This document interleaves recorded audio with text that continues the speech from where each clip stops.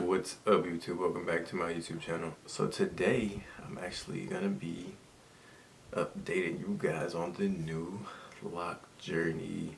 So I decided to go ahead and start my second lock journey this month. I was gonna wait till the end of the month, but I don't know. I just kind of went.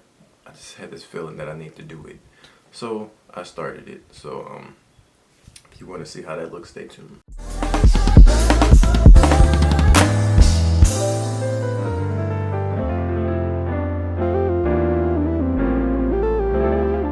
So this process actually took a total of about 14 hours to do. So I actually did it myself the first time, and I'll insert a clip here.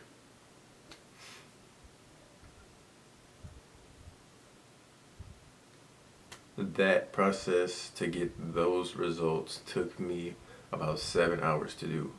I'm still physically sore, my neck, my back. I was all gung-ho and happy about those locks and how that turned out, and then I just sort of looked in the mirror and I looked at the back and I decided, you know what, this is not a good look. If I'm gonna do locks, I need to do it justice and I need to do it right.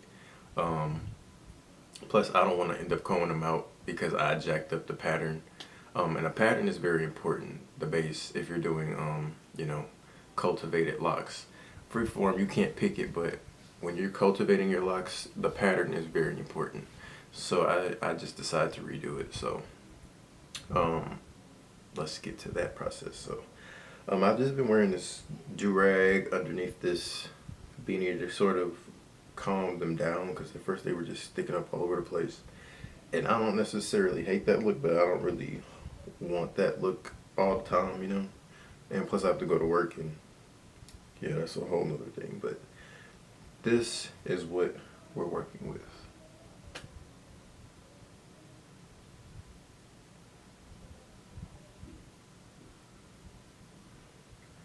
So 100% better, looks way cleaner, the parts are way better. My hair actually looks a lot longer.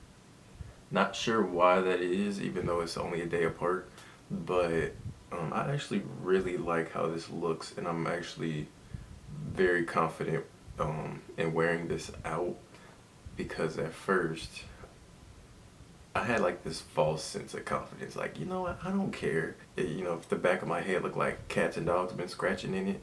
It's my hair, I have to live with it. It's nobody's hair but mine, trying to get myself that kind of hype up, but it just wasn't working when I looked in the mirror and I just saw the back and just was like,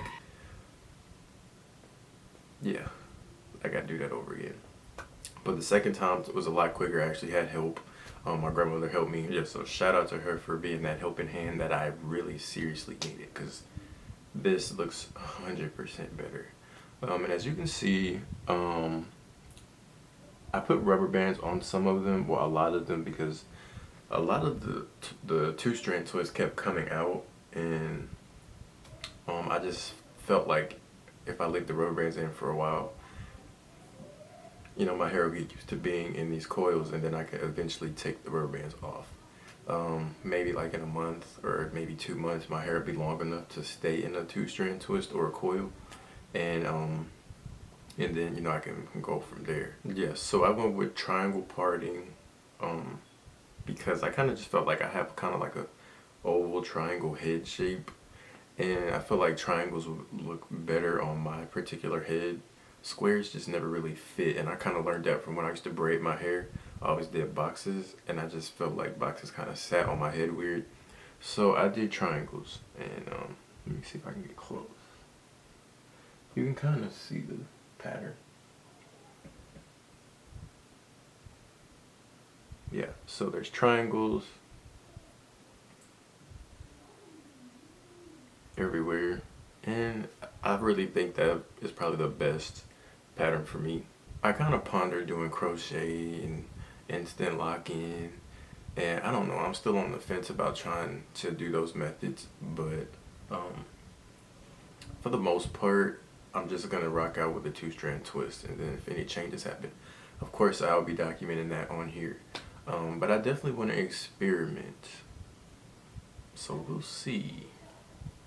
Yeah, so as far as like sleeping, last night I slept in this do-rag, and it's just, I'm gonna have to do it again tonight, but I'm definitely buying a satin, pillowcase soon, like within the next few days, because I can't sleep with something on my head. It just feels like I'm being suffocated, and I just hate being restricted like that. So sleeping in this do-rag, and that's, gonna do for now. But as soon as I get that pillowcase, this thing is going back in the drawer. Um, but I'm still using my grease, and I'm really curious if I can still use grease while I'm on this journey, because y'all, it's really been working for me. Like, I really have not had rarely any dandruff. I still have it, but it's not nearly on the same scale. So I'm kind of just sad, like, dang, I find something, and then I don't know if I can even use it on my dreads. But I feel like if I dilute it enough with oil, then I can still use it. So I'm still gonna use it. I just probably won't be able to put as much grease in my mixture as before. So I'm still gonna try it out. Hopefully I don't get buildup from that.